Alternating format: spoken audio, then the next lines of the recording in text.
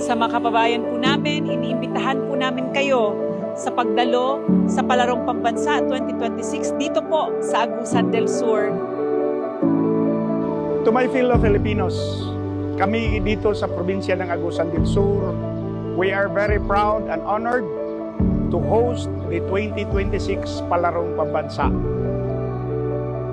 At sana po tayo magkita-kita dito at sana din po ma-feel po ninyo yung aming warm hospitality po sa inyo. Pinaghandaan po namin ito at sana po ikaliligaya po ninyo yung inyong pagpunta po dito sa Agusan del Sur. I am extending our heartfelt invitations to all sports-loving Filipinos.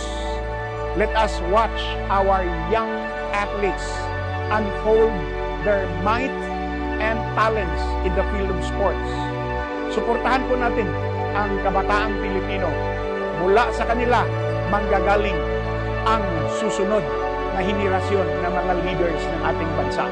Through discipline, perseverance, resilience, and above all, love for the country through sports.